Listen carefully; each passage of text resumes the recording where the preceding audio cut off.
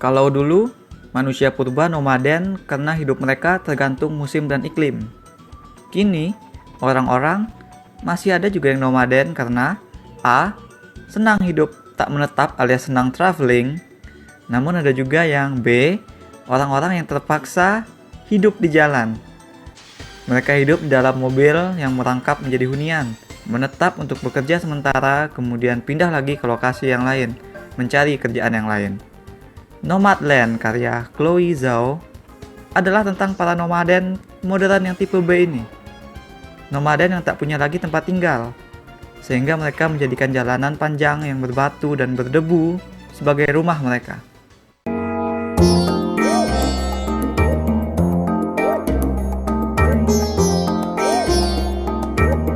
Nomadland, film yang tergolong pendiam, yang lebih banyak berekspresi lewat visual, persis seperti protagonisnya, si Fern. Perempuan baya itu lebih suka untuk mendengarkan nasihat dan cerita dari para nomaden senior, ketimbang bicara terlampau banyak mengenai dirinya sendiri. Itu karena Fern memang anak baru dalam kehidupan jalanan. Jadi ceritanya, setelah resesi hebat yang melanda Amerika, kota tempat Fern dan mendiang suaminya membangun rumah tangga seketika menjadi kota hantu. Semua pabrik mata pencaharian di sana ditutup. Jadi Fern seorang diri kini membawa hidupnya ke jalanan.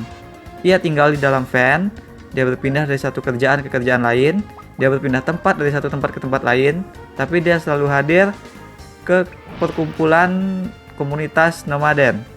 Fern bermaksud belajar menjalani gaya hidup tersebut. Gaya hidup yang walaupun ada komunitasnya, tapi tetap aja sebagian besar akan berarti sebuah kesendirian. Nah, sekali lihat saja pun kita udah langsung tahu kalau film Nomadland ini sesuatu yang spesial.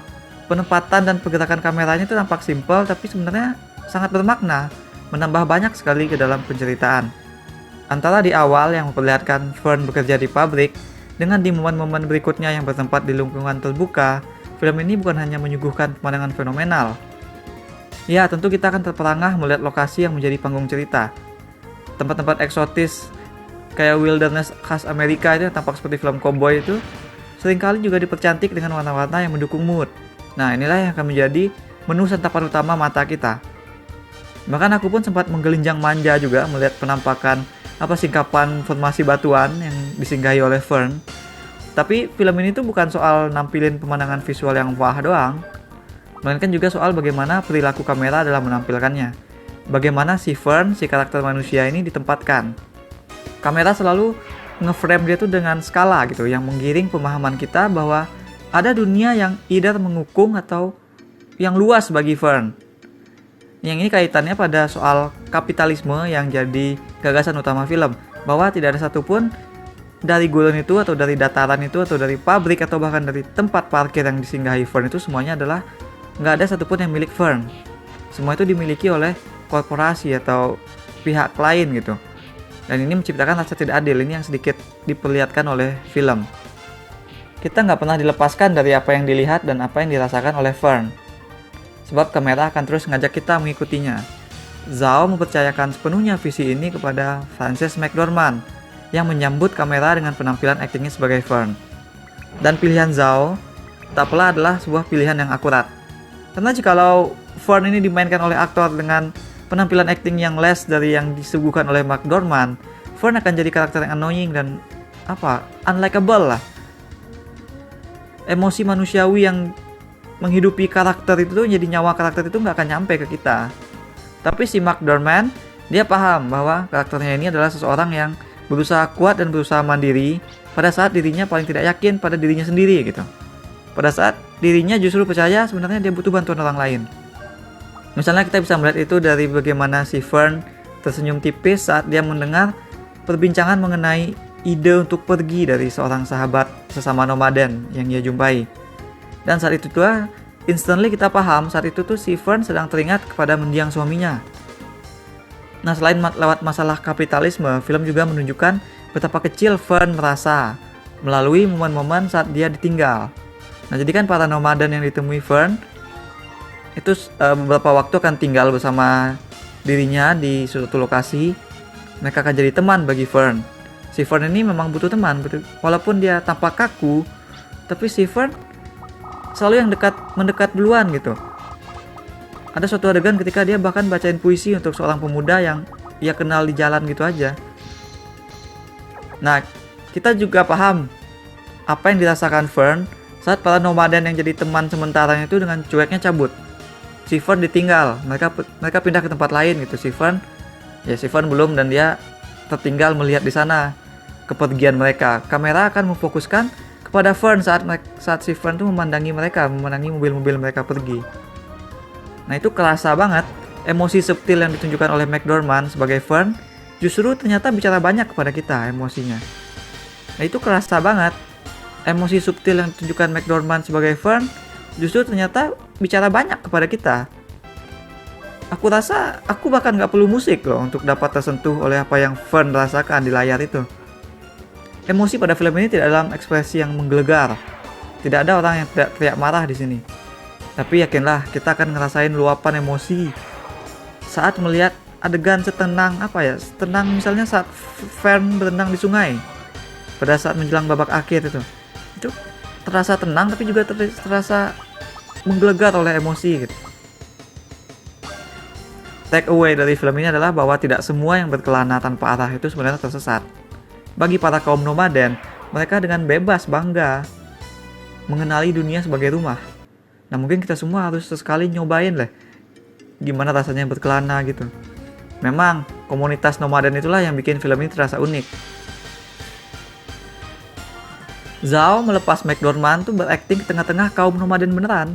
Jadi ada 3 tokoh nomaden yang bukan sebagai aktor, mereka bukan aktor, tapi mereka dikasih peran, mereka bermain sebagai diri mereka sendiri, mereka dikasih fungsi sebagai karakter supporting untuk Fern. Dan unfortunately untuk film ini tuh, bagiku porsi bincang-bincang dan gaya hidup nomaden yang beneran itu tampak lebih menarik dan otentik. Aku malah sedikit ngarep ada cerita versi dokumenter dari film ini gitu. Karena aku mau tahu tentang para nomaden itu lebih banyak. Kisah hidup mereka tuh menarik sebenarnya. Fern-nya McDormand tampak hidup, emosinya manusiawi, penampilan aktingnya juga level dewa. Nggak ada yang ngecilin karakter ini. Cuma, memang kalau dibandingkan dengan keotentikan yang ditawarkan oleh para nomaden asli yang bukan aktor, aspek melankoli yang menjadi karakter si Fern itu membuat tokoh ini tuh jadi kalah menarik. Fern jadi kayak spirit artifisial malah. Semua kesedihan ada pada si Fern, sementara bahagia ada pada para nomaden yang asli. Film ini seperti enggan memperlihatkan kesedihan di balik hidup nomaden yang sebenarnya seperti apa gitu. Maka mereka jadikanlah si Fern ini sebagai perwujudan dari katakanlah negativity itu, dari kesedihan tadi itu. Yang nantinya kan si sedih ini akan belajar untuk lebih menghargai dan merayakan gaya hidup ini. Jadi si Fern ini dijadikan pembelajaran. Dia karakter itu jadi kayak terdesain banget. Jadi ketika disandingkan dengan yang asli ya jadi kelihatan dibuat-buatnya gitu. Sehingga juga pada akhirnya film ini meninggalkan kesan yang bercampur aduk. Dan ini bukan dalam artian yang exactly bagus. Misalnya kalimat si Fern yang disebut gue bukan homeless tapi gue houseless. Nah itu tuh lebih cocok diucapkan oleh Fern tuh di akhir. Karena dengan ngucapin itu di awal jadi tidak jelas. Jika ini adalah story tentang orang yang awalnya terpaksa kemudian jatuh cinta dengan kehidupan di jalan, maka dengan ucapan itu di awal, apakah itu berarti si arc-nya si Fern ini udah komplit dari awal? Kan lucu kalau begitu. Ini juga nunjukin bahwa film hanya mengangkat rintangan dari desain karakter Fern itu. Film nggak benar-benar menilik dari rintangan hidup yang beneran terjadi di jalanan itu sendiri. Betapa ada resikonya, ada bahayanya, misalnya masalah higienisnya, atau masalah keamanan dan sebagainya. Karena semua yang diperlihatkan itu tampak mudah aja bagi Fern. Jadi jika cerita ini dari awal adalah selebrasi dari kehidupan nomad, nah apa berarti film hanya menggali dari sisi yang bagus-bagus saja? Kan itu jadinya kurang penggalian kan kalau kita lihat dari sisi begitu. Soal kapitalis juga nggak benar-benar tergali di sini. Aku nggak merasa ada sikap yang kuat dari film ini terhadap penyuaraan tentang kapitalisme itu sendiri. In the end aku nggak benar-benar merasa terkonek dengan apa yang sesungguhnya ingin dicapai oleh film ini gitu. Oke, jadi kesimpulannya tidak ada sangkalan film ini bakal jadi powerhouse di Oscar nanti. Teknis, arahan, Penampilan aktingnya luar biasa, istimewa semua. Jika sebuah film itu adalah show don't tell, maka film ini tuh menjuarai aspek show tersebut. Adegan demi adegannya bicara banyak melalui apa yang dia tampilkan, bukan apa yang dikatakan. Aspek yang paling menarik adalah menggunakan non-aktor sebagai karakter pendukung. Namun untukku aspek ini jadi sedikit seperti bumerang lah bagi film. Karena menyebabkan protagonis cerita yang manusiawi itu bagaimanapun juga jadi tampak artifisial jika dibandingkan dengan mereka. Jadi kalah menarik. Narasi yang merayap subtil di balik itu semua pun jadi tampak kecampur, tampak mix gitu. Jadi aku berikan 7 dari 10 bintang emas untuk Nomadland. That's all we have for now. Apa yang paling kalian khawatirkan jika misalnya kalian hidup di jalanan, di dunia yang luas tanpa rumah? Share with us in the comments. Also, jika punya game yang ingin dimainkan, sebutkan aja di komen. Jangan lupa untuk hit like dan subscribe supaya nggak ketinggalan review-review lain. Kunjungi mydirtshit.com untuk baca review dengan lebih detail.